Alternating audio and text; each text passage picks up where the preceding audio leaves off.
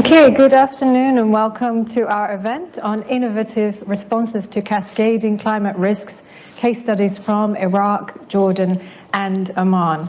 I'm Glada Lahn, I'm from the Environment and Society Programme at Chatham House, and we're holding this event as part of the UNFCCC Middle East and North Africa Climate Week in Dubai with our partners from the Institute of Regional and International Studies at the American University of Iraq and with Sultan Qaboos University in Oman. Thank you for joining us in person and online. Delighted to have you here. This event, it comes as part of a major EU project, CASCADES, which looks at how climate impacts in different parts of the world might compound with socio-economic dynamics and cascade across borders, potentially affecting Europe.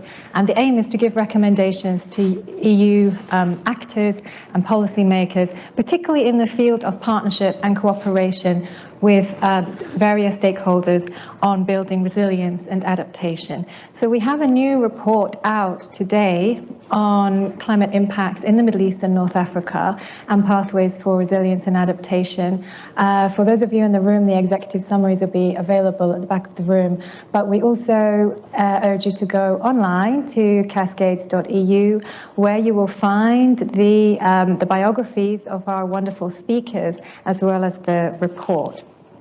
The report really emphasizes that climate change is a shared challenge between the Middle East and North Africa and European regions, and that climate is already changing. We can see this very dramatically in the region, and it's changing more quickly than expected. The IPCC report in February really emphasized that the window of opportunity for climate resilient development is rapidly narrowing. And what we emphasize, because this is what we heard so strongly from stakeholders and experts in the region, is that what communities and governments do now will affect the severity of those effects on the ground, and therefore, you know, how rapidly they affect conditions across borders and internationally. But this session will not dwell on the projections or on the on some of the dire potential consequences. We're actually wanting to follow the actions that have been taken in the region, the innovation that is trying to approach environmental and climate change in a sensitive, socioeconomically and politically sensitive way, and a sustainable way. So we've brought what we think are three truly impressive examples from Oman, Iraq and Jordan. And I'm delighted to begin this conversation with Dr. Noura Nasiri. She's acting director of the Environmental Studies and Research Center at Sultan Qaboos University, and she specializes in urban and regional planning. And her colleague, Dr. Meshal Abdullah, who is also assistant professor in the geography department at Sultan Qaboos University, as well as Texas A&M University, who focuses on spatial analysis and ecosystem restoration. So we know that Oman has suffered greatly from the tropical cyclones, and they appear to be becoming more severe, more intense. So what we're interested in here is to learn how you in Oman are responding to this hazard, and some of the work that you've been doing at the university to inform policy. So Dr. Noura, please. Thanks, Glada, for your introduction. So my name is Noura Nasiri, and I'm assistant professor at Sultan Qaboos University. Today, inshallah, I will talk about urban planning and climate change. So how does urban planning policies in Oman respond to climate change?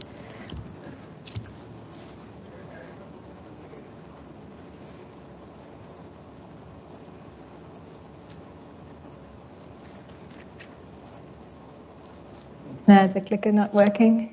Can you help?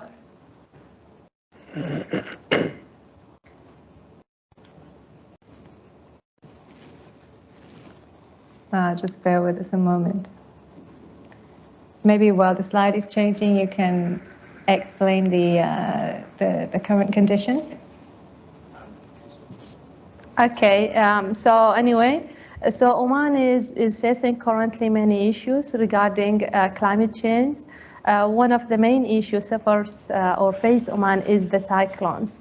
That's why urban planning should think about the impacts of these cyclones affecting Oman, affecting the infrastructure and the community who's living in Oman. So our contact will be about the urban planning policies in Oman. I will focus more on Oman National Special Strategies. We call it ONSS, and some of the also current strategies or regulation that have been taken in Oman to adapt or to mitigate climate change. So these are some of the pictures that Oman faced. This is Jono 2007. This is Shaheen 2021. The right picture, I took it myself from one of our cities in Oman. I do have also many other pictures. So Oman, as we said, facing many of these issues. We also have the issue of wadis and tsunamis. So we need to take responsibility or to take action to adapt to these climate change. In general, we do have different solutions, and I think many countries deal with these solutions to adapt or to mitigate climate change: natural solution, planning solution, and engineering solution. Our focus today in how urban planning policies in Oman deal with the climate change policies. The first policy in Oman, or the one which is called international policy in Oman, national policy in Oman, is called National Strategy for Climate Change Adaptation and Mitigation 2020-2040. The second one, which is currently announced in 2021, it is called Oman National Special Strategy, and this is the national framework for Oman. It has many targets, objectives, but one of these objectives will be response of Oman to climate change. Within that policy, they do have also announced 11 regional strategies. They call it RSS documentation, and we also in Oman we have something called master plan neighborhoods policies that also try to solve the problem of the climate change. So this is Oman National Special Strategies. To the right hand, we see these are the strategic goals within that policy. If you notice that the first one is what is called sustainability and mitigation of the climate change. So this is, it seems that Oman deal with climate change as one of the main issues. Comparing with others. So we do have economic growth, we do have cultural identity, we do have jobs and many other issues, but it seems that from this national policy, climate change is one of the main issues facing Oman. This slide show us also the correction or correlation between the goals and the core theme within that policy. Could also notice that climate change, the end of one of the main themes of the ONS connect with the different core theme in Oman. Here it's also within that policy, Oman try to align with the UN Sustainable Development Goals, align with Oman Vision 2040 policy. This is also one of the main policy in Oman. Oman also try to work with the Sustainable Development Goals. If we go back here and see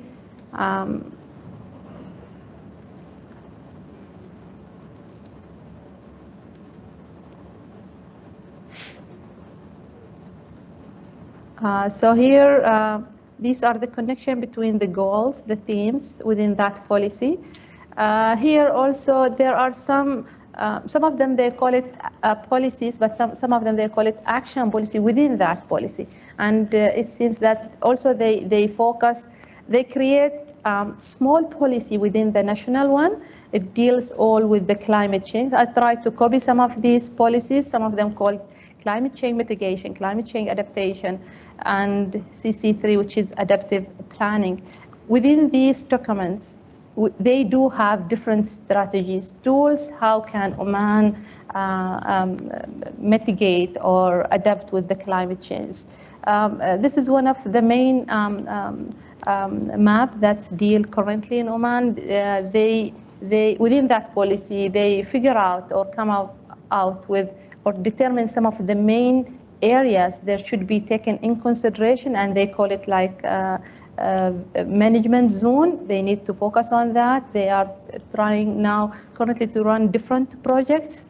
How can these sensitive areas adapt to the climate change in Oman?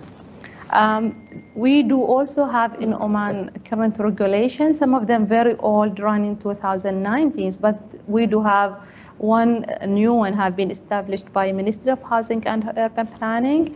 It is called National Planning Standards. The main issue within this standard are not regulated, so it is more like guidance for any company, for any investors, for any developers. So this is one of our main challenges in Oman.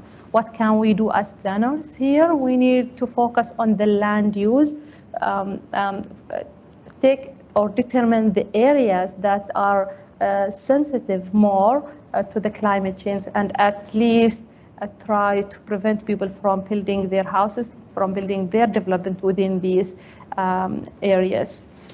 These are some of the photos that, so at the end, we could say that climate change is not an topic. It needs lots of collaboration between ministries, between academia, it needs also finance. It needs lots of data to be collected, knowing which area is facing climate change, which of these areas is far from the coastal areas. It's also hard for Oman. We need more collaboration to collect this area, which is we call it vulnerable areas. We need also capacity building for those who are dealing within this data, with the people who are dealing with these policies, to create something that could mitigate and reduce the climate change and its effects also in Oman. So I will keep. All right. Thank you so much, Dr. Noura. And it's very interesting to hear how you, as urban planners, as spatial analysts, have fed into these strategies that have been developed in Oman. I know there's not always that good channel of communication in many countries actually facing climate change. And I wondered if I could bring you in, Dr. Meshal, to talk about the application of technology in solving or designing some of the solutions to flood risk, for example. So thank you, Glada, for having us here today. Absolutely, technologies now can help us, let's say, understand a lot of cases, a lot of issues that we're trying to look for. So I have an example that we worked on recently in Oman. Speak up. Speak up. That's better. Can you hear me? Good? Okay. So I would like to share some results that we worked recently here, that worked in Oman on the Shaheen cyclone. And we use these kind of technologies to evaluate let's say, the movement of the streams and how the water moved, and how can we detect locations with high risk impact from the analysis of the streams, and how to understand the physical characteristics of the streams to do something like that. So I will start from where, let's say, Glada, she stopped. As she mentioned that the cyclones, the frequency of the cyclones started to increase in the past 1 year, not only in Oman, but everywhere around the world. So it's important now to really find new techniques and new solutions that can help us mitigate this issue. So in order to mitigate this, it requires a really good assessment of the damage that's going on there, and why, like, some locations are they're having more severe damage than other locations. So basically, we took a Shaheen cyclone as an example to develop, let's say, integrated method. And this is like the methodology that we integrated different methods like GIS and remote sensing, and also we used some spatial analysis and statistical analysis to try to evaluate the streams. But basically we had the total area of Batna and Oman was impacted.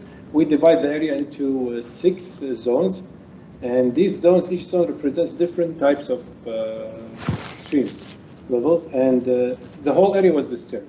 So based on these zones, we evaluated what is the let's say, the degree of damage that happened in each zone to determine which zone was the highest, highest damage occurred in, and then we can look at the stream physical characteristics and try to define what are the major characteristics that lead to high risk or high damage. Okay, so severe damage, what was interesting that was in zone, let's say, C and E, and what was more interesting that zone C had a dam, which means that it should prevent more, but the highest damage occurred there in the land use and land cover and buildings and agriculture. 27% of the agriculture areas were impacted and damaged after the event. So the main physical characteristics that we evaluated in this project were the length of the stream, the number of streams within each zone, the depth of the stream, slopes, and the soil type.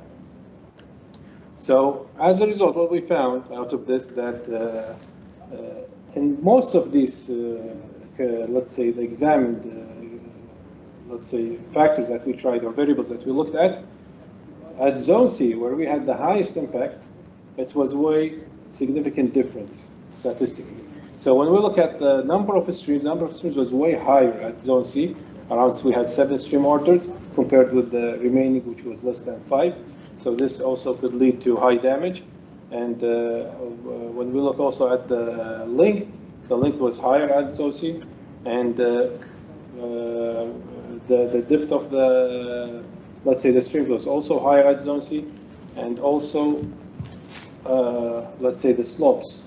It was really steep slopes at these areas that could lead to more high power, and the water movement is higher and more stronger. And also with the Dijlah, with the soil type, we did not see really any significant differences within the soil type.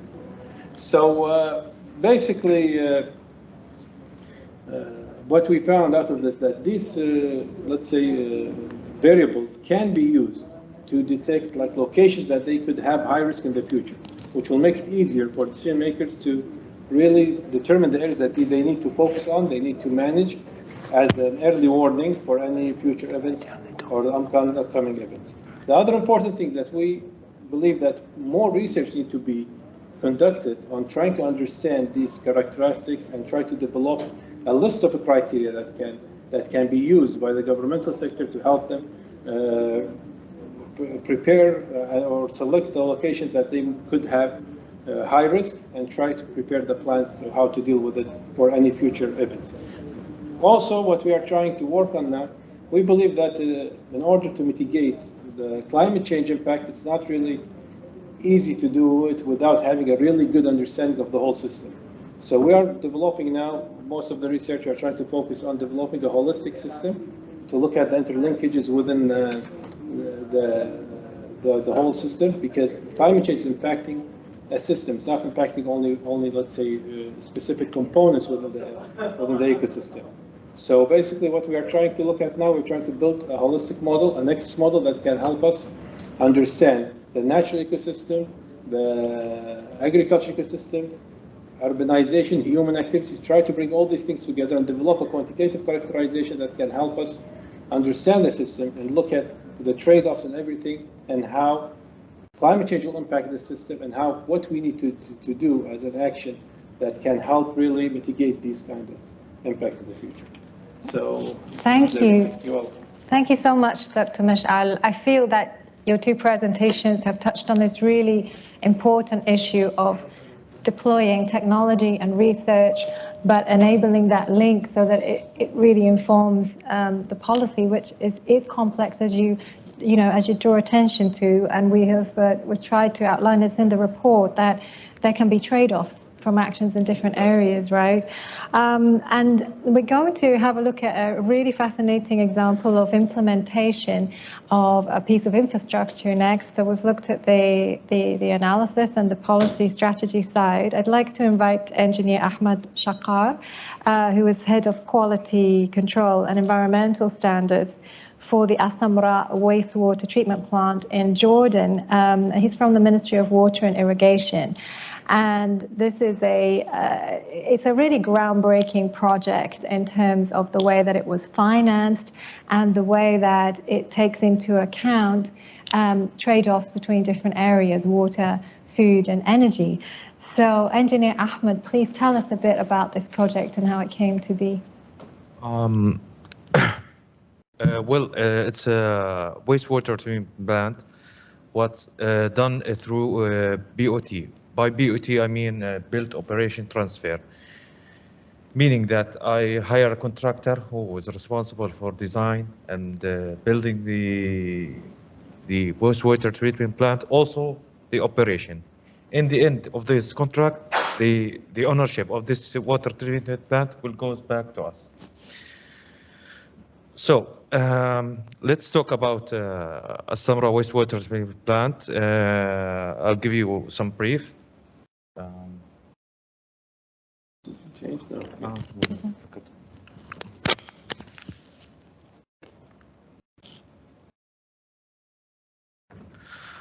Okay, as you can see, Samra wastewater treatment plant receives the wastewater from 3 stations. Hashimi pump station, Zarqama pump station, and Ain Ghazal wastewater pre-treatment plant. And the effluent of Samra wastewater treatment plant goes to Azarqa River, which supply King Talal Dam. And King Talal Dam water is used for restriction, agriculture, restriction planting only. Not every not every plant, like lettuce, you can't use lettuce with this kind of water. Okay. As for the history of the Samra wastewater treatment plant, the first wastewater treatment plant was constructed in Ain Ghazal, Amman. After that, a waste stabilization pond was constructed at Samra. After some time, these ponds could not handle the accumulated wastewater and could not treat the wastewater as efficient as it used to be. So a feasibility study has been conducted to solve this issue, and many solutions and other implementation have been suggested by the one who's doing these feasibility studies. But most of them were have so much financial,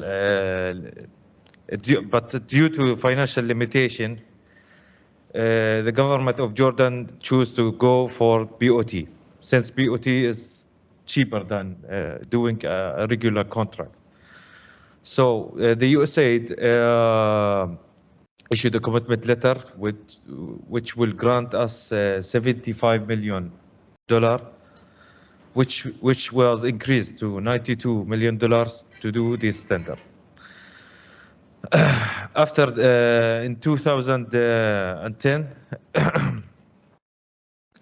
they started operation. 2008 they started operation of phase 1. After phase 1, we needed to increase the capacity of the wastewater treatment plants, so a phase 2 has been done. Okay, in phase 1, the design capacity of the plant was 260,000 cubic meter per day. With the sludge line, by sludge line I mean the load, how much load the wastewater treatment plant can handle. The total suspended solids is 140 tons. And the BOD is the biological oxygen demand, which means how much the bacteria consume the oxygen with the construction period for 3 years and operation for 22 years. And phase 2 it was the same, but we increased the capacity by 40% and we increased the load by 80%. And we added mechanical dewatering. Mechanical dewatering means which dry the sludge. So in order for us to store it in a safe way to prevent it from polluting the soil or any water beneath the sludge. Okay.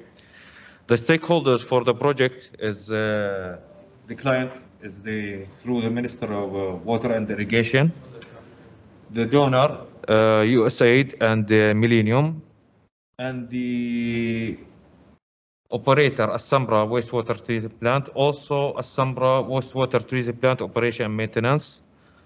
There are also lenders, which is the Arab Bank, and the sponsors, which are Morganti, Suez, Triple C.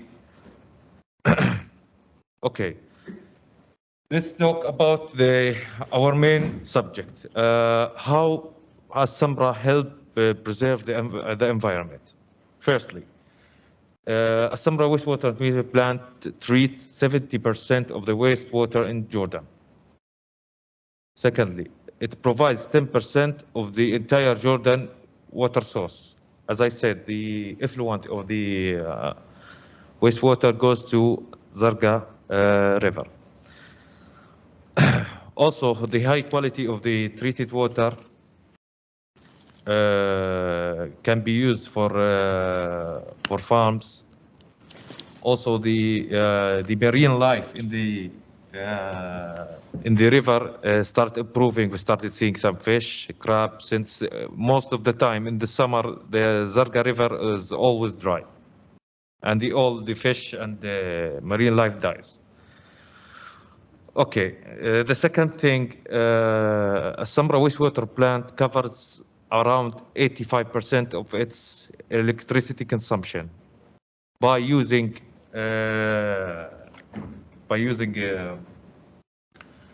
hydropower plant through turbine and biogas generation through CHP. And by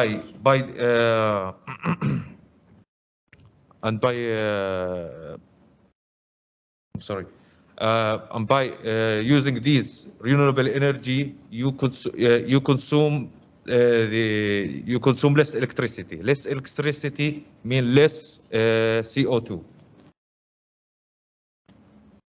Also, in terms of social, many around 2,500 jobs have been created during the construction, and during the operation, 220 who is now operating as Samra wastewater treatment plant.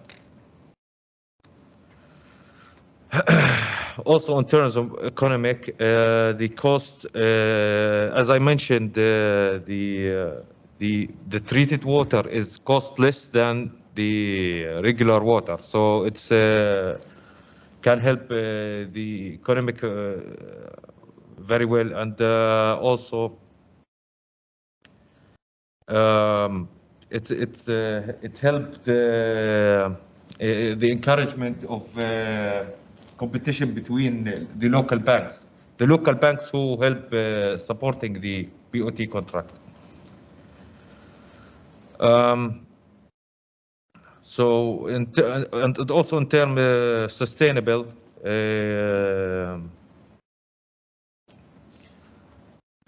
affordable to it's also affordable to the government, since it's reduced the cost of the treat of water per cubic meter.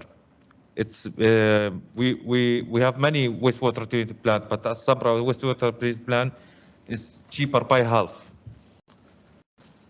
And thanks to BOT, we can help our economic growth. We can take it to equal consideration between construction and operation, and also it helps us full cost recovery for each cubic meter per maintenance. And that's it. Thank you so much. Engineer Ahmad. It's a fascinating example, and I think it really sets out some innovation in the way that blended finance was used. You know, some of the local banks came in, the Jordanian government, as well as the grant funding, and now it's fully commercial. So and the fact that it revived a river as well, which we're going to talk about next. I think this is a problem that's acute, isn't it, across the Levant and in other parts of the region, and it's maybe something that can be learned from. I'm quite surprised by the scale of it, to be honest. And now we're going to move from, in a way, the macro to the micro. I want to invite our two representatives from Humat Dijlah, which is the Tigris River Protectors Association in Iraq. So please come and join us, Ali AlKarkhi. He is the president of Humat Dijlah, and Salman Khairalla, who is known as Abu Dijlah, and he is the co-founder and director of this NGO. You know, however you like, however you like. I'm good in climbing. So Ali's going to tell us a bit about this organization, which is fairly new, I believe, but builds on very old ideas and really reaches the local community level. So please, Ali. Is this thingy working? Let's try, yes. Good. Let's try. Hi, good evening. Thanks to my colleagues who covered a lot of scientific dimensions of the issue. I'm more going, let me just get rid of this thing. Huh? I don't like them. No one likes them. They are horrible. I'm going more into the social struggle as a civil society organization and a network of water protectors. We are more in touch with the community, and most of our work is about this. Humat Dijlah is a civil society organization and a network in Iraq, based in Iraq, but we are also in touch with neighborhood countries, other organizations from the region of Mesopotamia. Iraq, we are from Iraq connected with Iranian and Turkish and Syrian civil society groups through a campaign called Save the Tigris. It's an international campaign. We also have partners from Italy, UK, and Netherlands, USA also. But mainly it's about the protection of the historical heritage of Tigris River that was the root of Mesopotamia region. As you know, so Iraq is one of the most affected countries of the climate change issue. It is not something is going to happen in the future. In Iraq, the climate change is happening now. We witnessed climate change 10 years ago. We started to feel it practically. Considering the temperatures that started to be ways higher than before, the possibilities to resist and live especially during the summer season. Basra is one of the most affected governorates and cities, not only in Iraq, but in the world. I mean, for those who are talking about climate change in the future, they should go to Basra to see the future of climate change. It is the real climate change, the reality of climate change, sorry. I mean, and this has a lot of reasons why the situation is. Like the map, see here, the map is showing more than 3/4 of the country is affected by this change. The northern part still having a better atmosphere, but the other parts are affected. Water crisis, droughts, pollution, wars, war and like consecutive wars, And also like the neighborhood countries that are building dams on our water, cutting the trees and removing the green cover that used to be covering big areas of the country. These are the main reasons behind why we are there right now. I know I have very limited time. I will get to the point quickly. So through a network existed in 17 different Iraqi cities, from the north to the south. Everywhere we are like, wherever there is possibility to be in touch with the community, we are going, talking to the people, and launching a work on the ground. So this network is covering the network called Water Protectors Network. I mean, we are insisting on, even in English, we are calling the group Humat Dijlah for a reason, because we need to also identify the Iraqi right of the Tigris of Dijlah, the Tigris River, because our neighborhood countries are ignoring this fact. They are saying this is streaming from Turkey and Iran. I mean, it is streaming from our land, so it is a national right, and they are not. They are not part of the 1997 agreement, the 1997 agreement, which considered the cross-border rivers as an international rivers, not a national rivers. Anyway, so through this network of protectors, we are working more to promote 5 main responses to the challenges of climate change. The responses that we are promoting starts with the small-scale local or social responsibilities. I mean, what I mean with small scale is like whenever there is a river or a lake or a marsh or a forest or any environmental, any natural property, the local communities that are living there, they should take the initiative. We were working to transfer the environmental protection responsibility from the governmental level or from an international level into deeply to the roots of the community. I have a house beside the river. It is my responsibility to protect it. I don't need to wait like the central federal government to come to say this is what you should do. It is my responsibility. So, I mean, this is the mechanism, the first response. We are promoting, and I'm saying simple examples, but it can be when you look on the map and the 17 different teams and working groups, you will understand like everywhere the people are catching their natural resources and natural properties. The second response that we are promoting is to share the benefits, but also sharing the impact of like crisis or the harm. Because this was not really happening on the regional level and the national level, the local level in Iraq.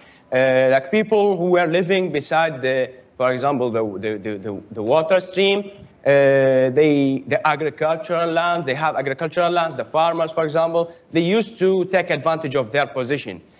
Closer to the river, closer to the water source, they are taking advantage of their position and using this source. But when that was before, when the promises started to appear more, the people who are close to the source of water, for example, they started to use it and without considering the other users, the other beneficiaries. This should not be the situation within the climate change time and the current challenges we are facing. So the response that we are promoting, like we share everything. We share the benefits and we share the harm. This is also with the local communities.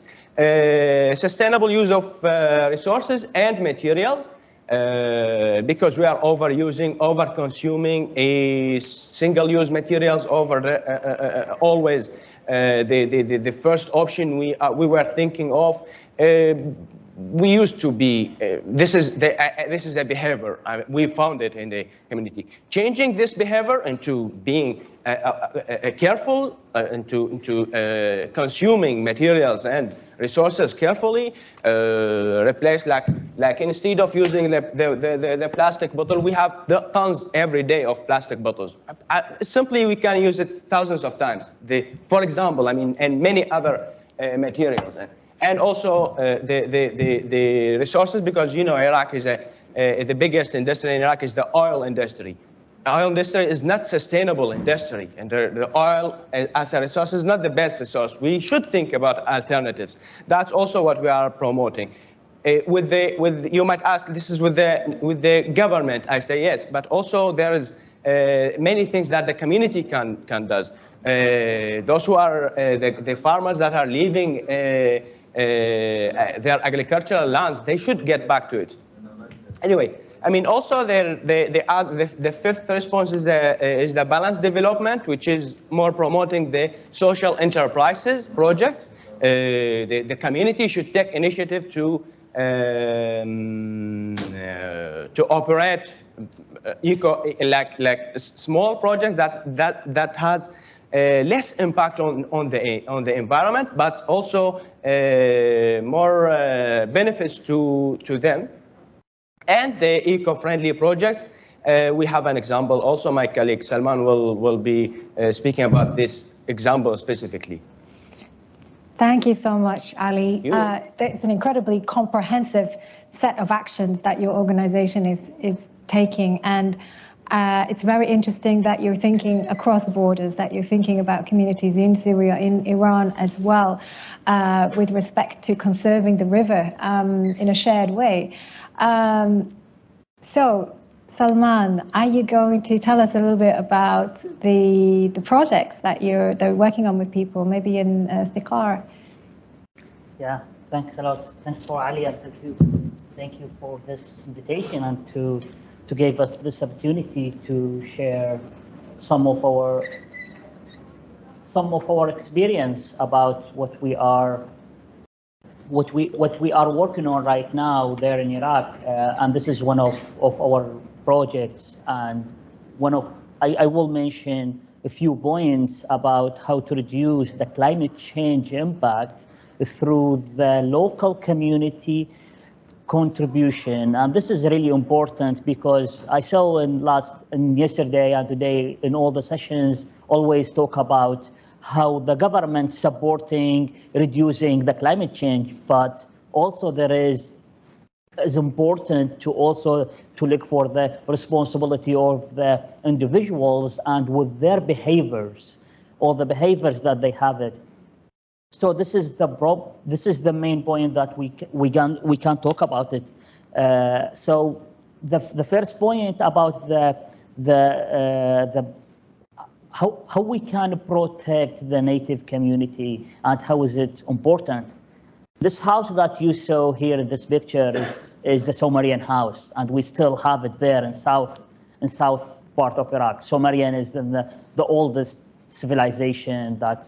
It's all the history said that the oldest civilization around all the world, and it's 7,000 years ago. And so this houses and a lot of community behavior, we should protect it, because all our civilization there in Iraq and even around all the world, it's came close to the river. It's came side of the river. So all this point, it's lead us to work to protect it. In Iraq, we have many sites. It's in World Heritage list, but some of them in dangerous list already in the red list, and some of them it's the government. Unfortunately, they didn't work on all the recommendation came from the UNESCO, and one of them, like one of the governorate, it has like seven World Heritage site. It's Shaqar, which is we have a really big project there. It's called Sumerian project. And this Sumerian project, the idea of this Sumerian project is just to the ancient city, in this ancient city is really old city. The idea is how to bring back all the culture stuff. It's already dissolved and it's already melted in a community, and no one now the young generation, I mean, know how to build this mudif, the Sumerian house, or this small boat without engine, using like paddling. You can use this with the paddling. So now the idea of this workshop that we have it's just to bring back and also supporting more young generation to build again and bring back again all this culture work and culture process that we have it, and we want to talk about it more and more. And one of the points also how we can supporting those cities with something new, like the eco-friendly village or eco-village.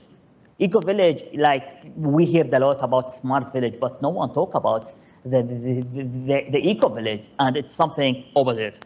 It's something really opposite to talk about eco-village and smart village. In eco-village, you will protect and save the native communities, and it's really important to keep them, and in the same time, you will not only keep them, you will protect the environment, because you will use everything. It's friendly with the eco, is eco-friendly already, so it's easy to protect the environment. And in those shops, like workshops, this is one of the pictures, like we treat those young generation how to build again everything from like this, from the palm leaves, bring back again all this kind of traditional work. And this is incredible houses. Mm-hmm. They start to building again, and how to building again with a new design,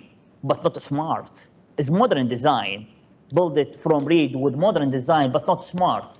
It's still, we need to protect our culture. And this is really important point. And if I want to talk about what's the relationship with the climate change and what you are talking about, I think it's really clear. If I will, there is two main points for those workshops and what we are look for. First of all, there is income for the and job opportunity, more job opportunity for the young generation. And the second point, make ecotourism and supporting this area for the new tourism. It's actually in the close future, it will be a main area for the tourism in Iraq, this area. The third point, we will protect our environment with using all this eco-friendly stuff that we have it. This is the eco-village that we have it. And instead of to go to the 5-star hotels and all this kind of things, or paying that much of money just to go outside and camping somewhere, you can go to this eco-friendly houses with a few dollars. You can stay there for 1 night, 2 nights, spending there with the nature. You will live as the local community lives, not above them or behind of them. It's in the same level, which is something new. The second point I want to talk about it, and I will finish. It's about agriculture and the irrigation method that we have it there in Iraq. Yeah, the problem is we still in south part of Iraq, we still use the traditional irrigation system, and this is just like open a canal from by flooding the area, flooding your farm, open a canal from the river and took all the water to your land without respecting the other people. As Ali's mentioned, you will never think about the people later after you. There is a lot of another community there. So in the same time, in Iraq also, the area was controlled by Daesh like in Anbar and Salah ad-Din, is different after Daesh when they back again with a small supporting from the international NGO and small research. All those area was controlled by Daesh. They have a new irrigation system. They start to use it. And this is something incredible. It's saving a lot of water. And the last research, this came from the Minister of Agriculture. It said the Iraqi will be able to save 2 billion cubic meter of water, about this number, but by using this modern irrigation, the dropping system, or even this shower system, or what they call it, I don't know. But all these things, it will save more and more water, and this is part of solution. There is another two solution also. We look for it, and we are pushing the government to do it in Iraq also. The first one is about, we call it in Iraq the Japanese method. It's already the using in Japan. It's around 80s or 90s, but now we want to bring it in Iraq to open. We will back to the main subject of the presentation. It's about how we can make the local community part of solution. Like the local community, who is like, we have 5 families on this canal. Those 5 families, they will create association between themselves and put a schedule for the irrigation. And this day for the family number 1, tomorrow for the family number 2. In this way, we will keep our river, there is water in it, and there is life in this river, which is one of the alternatives that we needed now in Iraq to think about the people later on. Now also in the coming days, there is a new idea. We want to bring it to Iraq again. It's work in India. Unfortunately, we don't have internet to show this video, but we can share this link later with anyone interested with this idea. It's about how the people themselves, how to open like a gap around their lands and collecting the rainwater.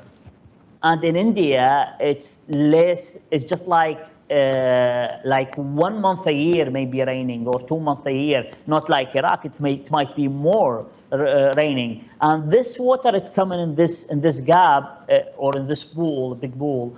It's very easy to recharge your groundwater and recharge your rivers again. So this is one of the solutions that's important. We want to separate it there in South. The last point I want to mention before I close, sorry to talk a lot, it's about there, here in the Middle East, or especially in Iraq and the country around, we are facing the climate change from a few years ago. I guess I heard a lot of like people around, they talk about climate change, something will come in the future. No, it's already we are facing this, and we lost a lot, and we are suffering from climate change right now. Thank you.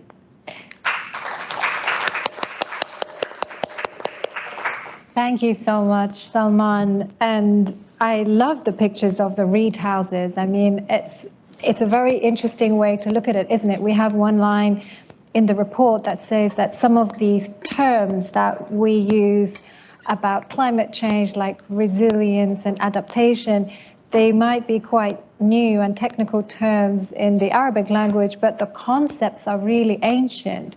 And there's this huge wealth of knowledge that can come from local people using local materials, but perhaps married together with modern design. So I think that's very exciting, and it's interesting that you're looking to adapt practices and technologies from other parts of the world as well, in a situation that, really there's been a huge water crisis across Iraq, right?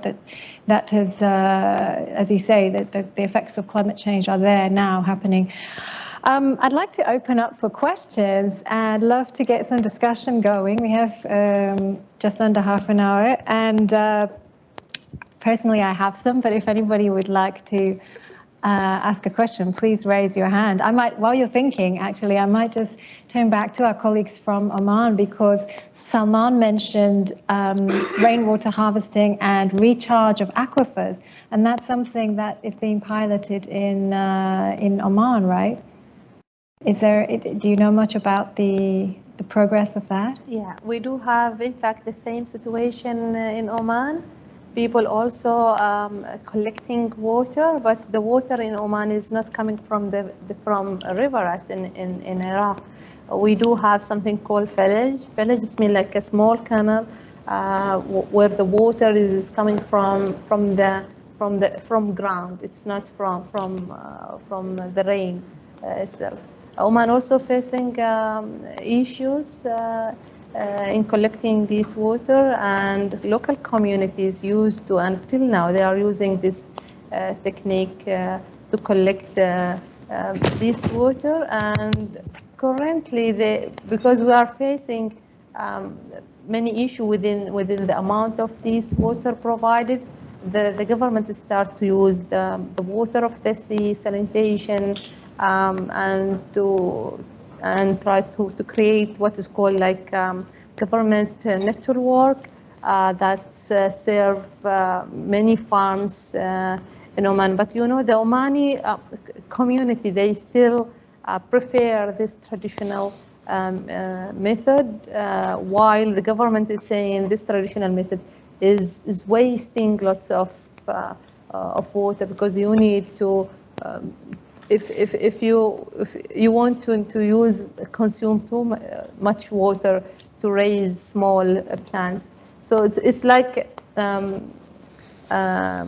coming and going on wars between the government and the community. They prefer this old and traditional irrigation system, while the government is pushing them to use the new modernized technology. And the community, they are thinking more from the economy perspective, because you need also to pay for the government if you use their water, so it's not free. So so it is from the economic perspective. It's nothing to do with the sustainability of the water of itself and what will happen for our future generation. So and I think now the government start to recognize this issue, and they deal with the money that's taken from the community. So they try to reduce. There is a new announcement, and they reduce the amount or the bill that's paid from the community to the government. So at least the community will accept this new technology. That's interesting, because it really emphasizes how important that consultation and communication is to make sure a solution is acceptable with the local community, and that there's a bit of flexibility, I guess, in the way that it's designed. There is a communication, but most of the time the communication is occurred after the issues is raised. It's not the other way around. It's reactive. Yeah. It's reactive. Yeah. But at least as far as we are getting response, that's fair enough. Thank you. Any questions from the floor? Please, over there, just do introduce yourself. Chris over here will bring you a microphone. Thank you very much for the very insightful case studies across 3 beautiful countries in our Arab region. My name is Mariam Al-Mansouri. I'm the GM of Rebound Exchange based in Abu Dhabi. And from hearing what each of the different groups spoke of, and how mainly it's individuals, or let's say it's NGOs, governments, or even R&D and universities drive these efforts from an individual base or from their knowledge capacity. My question would come in terms of what's the role of the private sector in this? How are the investments handled? You spoke of the irrigation methods in terms of the drops. And this is something I remember back in 2018, we were introduced to a technology in China where they were using drones to facilitate the same type of irrigation methods, but in distant areas where people couldn't reach, to revive that land. And it was a method of encouraging the future generations to not leave the agriculture and farming industry. So again, this was driven by a private company, by technology, by investment. I know there was a point made regarding eco and smart villages, but there's really a thin line of balance between technology and preserving what's there. I think we saw it as well in Jordan in the way that they've dealt with the BOT system when it comes to water. There is cost efficiency, there is economic growth and job creations across each of the examples that were demonstrated today. But maybe the question in my mind was, these are initiatives that are aiming to tackle climate change, are sustainable, because we will always face an issue or a challenge or a bump every step of the way. So where does investment come in? Where do communities join together? Not really, as Dr. mentioned, and governments have to be reactive, but rather how does the community and private sector become proactive? So it's a general question. I'm not sure who would like to answer, but just the thought that came to my mind. It's such a good question because we consulted with many experts in the region as part of the research, and one of the strongest and maybe more surprising factors that people pointed to in terms of what is preventing more resilience was the lack of empowerment at the local authority level and for civil society, but also for small and medium-sized businesses who would be most nimble in responding to some of these climate threats. And I guess the other problem it touches on is the financing and governance of the larger solutions, which countries often have problems accessing. So maybe Engineer Ahmed might say a few words, because the Asamra wastewater treatment plant was one example. Has that encouraged the private sector, or what kind of, certainly you mentioned the local banks, for example, we know that have they become more interested in financing businesses? As you know, the one who operates a Samra wastewater plant is a private sector, and we as a government we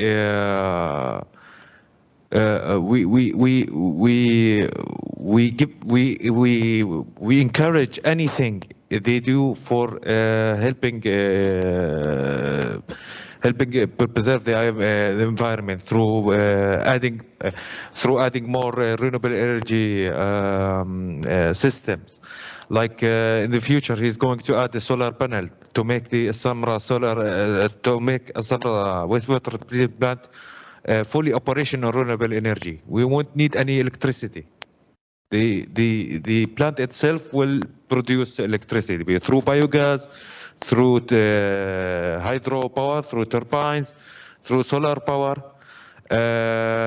We normally we pay them treatment charge on monthly basis. We will increase that to make them motivated to help reduce the electricity cost, which in return will help reduce the CO2 emission from through the generation of the electricity. So I think mainly to help the private sector participate more is to encourage them. Encourage them through financial, through let's say giving more opportunity for other private sector to run other wastewater treatment plant. Many will be encouraged. Oh, I will do it. I will do it.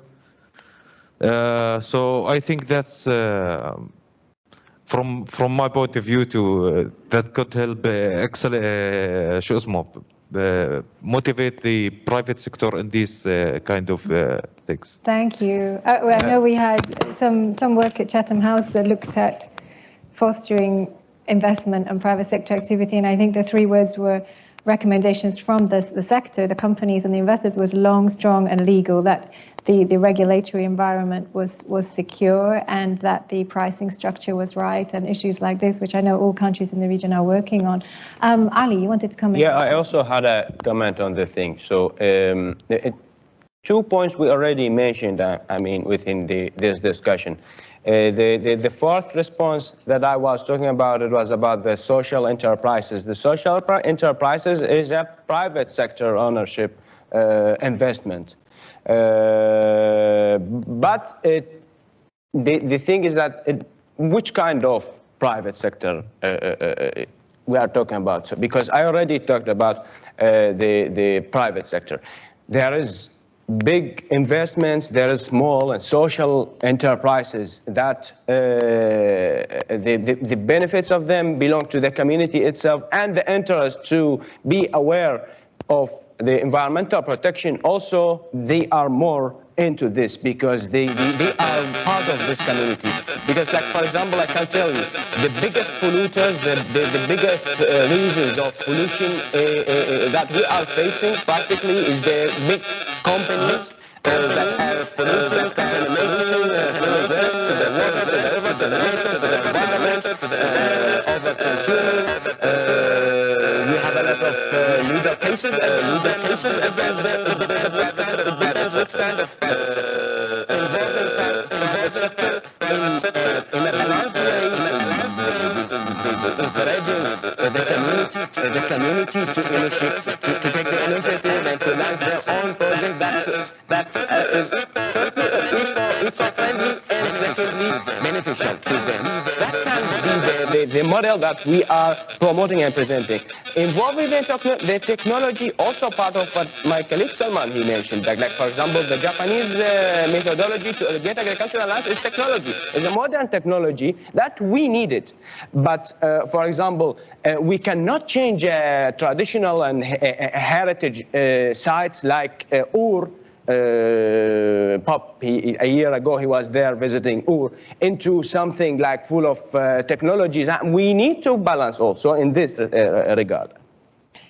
It's interesting about getting the balance right, isn't it, between maintaining traditions and identities and introducing new technology that is sensitive to that. A question over there, please introduce yourself. Chris, you can. Hi, I'm Professor Susan Krumdijk, and I'm a chair in energy transition engineering.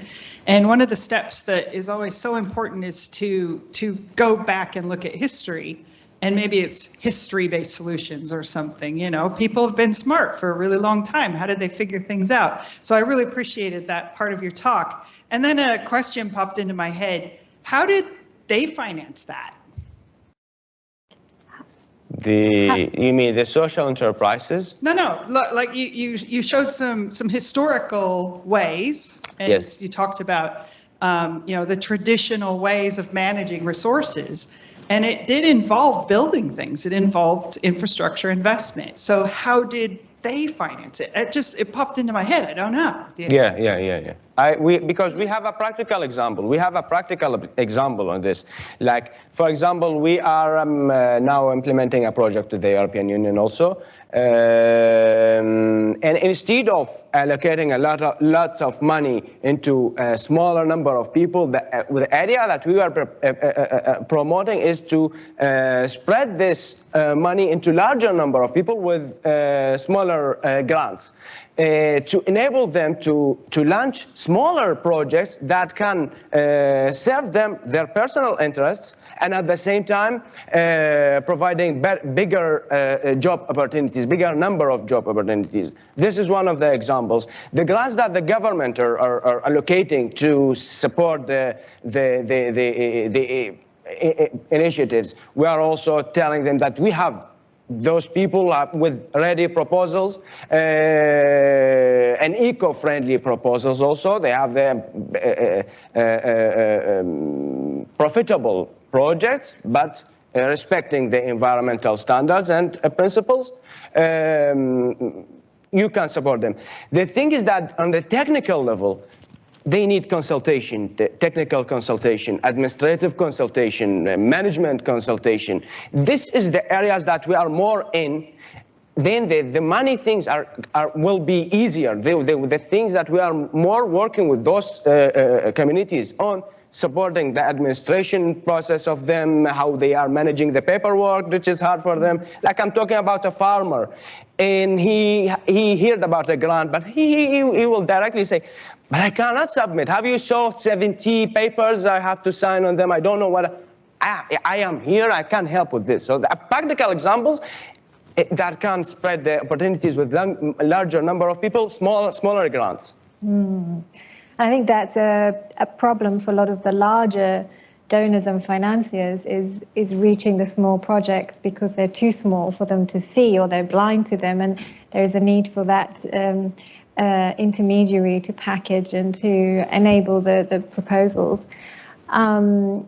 Please raise your hand if you have any questions. I certainly have some of my own. We just have 10 minutes left, and I wondered if we could focus a little bit on partnerships, because that is the idea of the Cascades project, is to offer some recommendations for policy and for cooperation.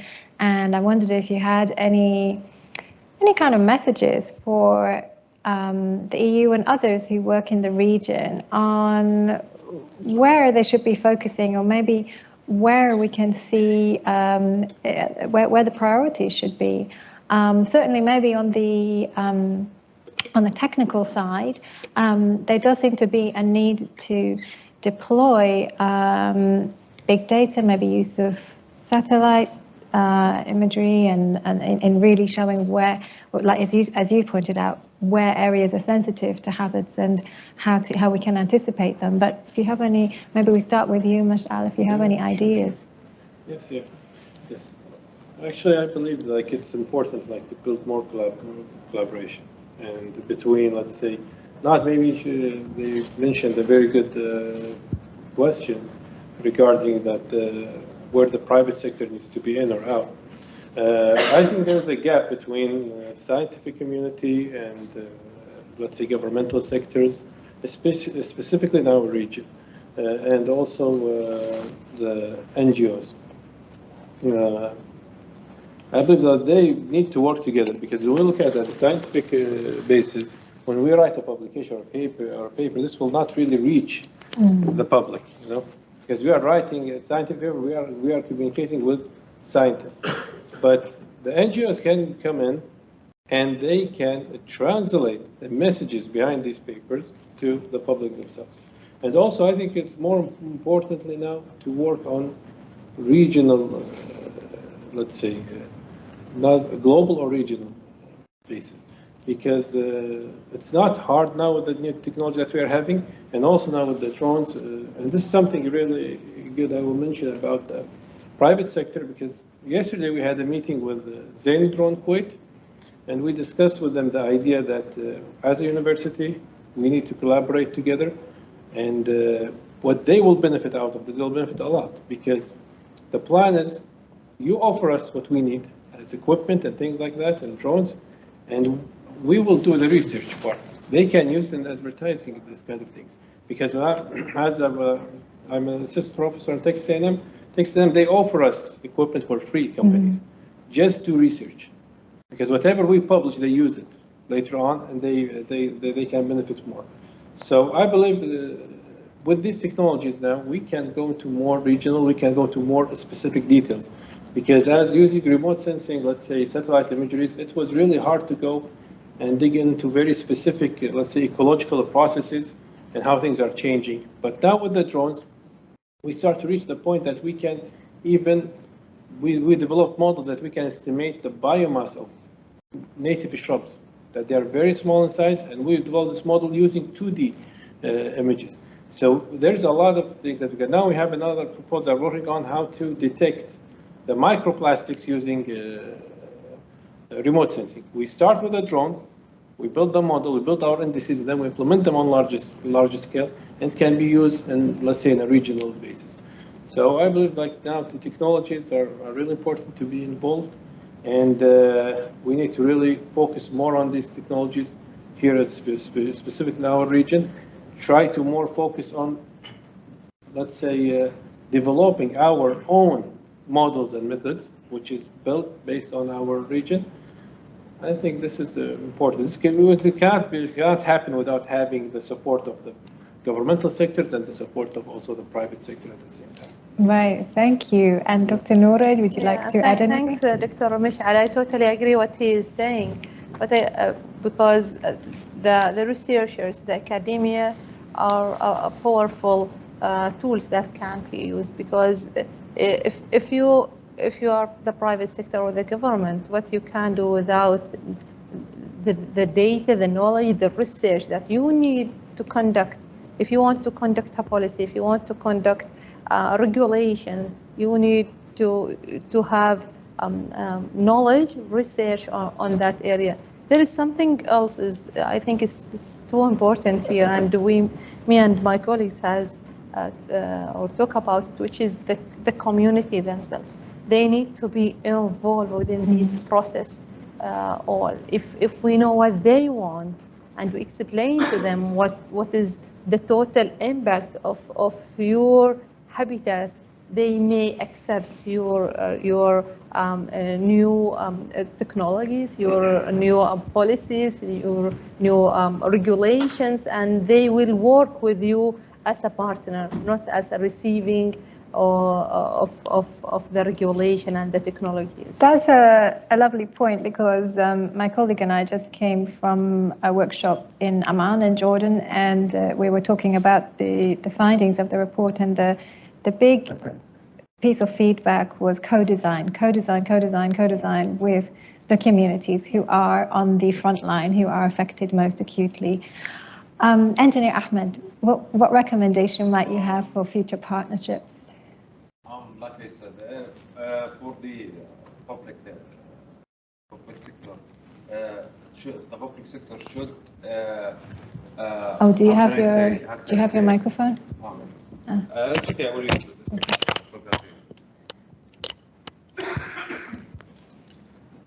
Like I said, the public sector should do and don't for the private sector.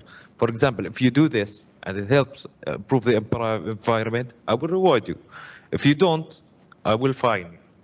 I think that's maybe very simple, but it can really be helpful to improve the situation for the climate change. Yeah. Thank you. It's true, the regulation, not only the regulation, but the enforcement of regulation needs to be extremely clear in order to promote the right private sector responses. Yes. Ali, what recommendation would you have? Regarding the partnership? Partnerships or policies from... for me, the thing that I would like to conclude with, I know that there is not a lot of concerned people in here to what I want to say, but Mesopotamia is one geographical unit. The countries of Mesopotamia, I'm talking about mainly Iraq, Turkey, Iran, and Syria, they are environmentally, geographically linked to each other. They lagged or not, it is the nature. It is the fact that they have to share their resources, and mainly the water, that are the main vines that are linking these four countries. But this is not happening. There is a lot of conflict. There is a lot of barriers among these countries politically. The discussion between the countries are not. These four countries are not as it should be. The real partnership that we are practically promoting, but on a social level, we need it to be promoted into a bigger, like political level, governmental level, is a partnership among the countries, these four countries, from top to. Then we are already doing that partnership, but we are like restricted with our governments and what their decisions and positions are. I cannot say speak on behalf of the Iranians, but really our Iranian friends, civil society friends, they are suffering. It's not easy for them to struggle and to fight for the regional water rights. Like it's a national issue. The water issue is a national issue in both Turkey and Iran. This kind of partnership we need to promote more, from my perspective. Thank you so much. Incredibly important point. And last but not least, Salman. Thank you. Yeah, I'm totally agree with all what my friend said. I want to back to 2019 in regional water forum, Mesopotamian water forum that we did it in Iraq. Is we invite all the civil society from this 4 countries, and our message was very clear. We are pushing the government for 2 points. The first point is to listen to the social, to the local community, to the civil society. And this is the voice of the civil society. If you accept it or not, you should listen to them. And there is a point also show it in that time. It's about those neighbor communities. It's drinking from the same river, from the same water. And our message is one for our government, for our authority. The same message from Iraq to Turkey is the same message came from Turkish local community to the Iraqi government, because we drinking from the same river, and at the same time we are working a lot how to use these rivers for the peace building, because there is a water conflict. If it's happen, there is another war. It will come in this area. And the last point is about solidarity. Solidarity is one of the main points we look for.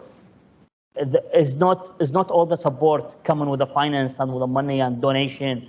Is the solidarity and showing solidarity even individually, even on a behalf of the community, even on behalf of your country. Showing solidarity is one of the main points that we are looking for also.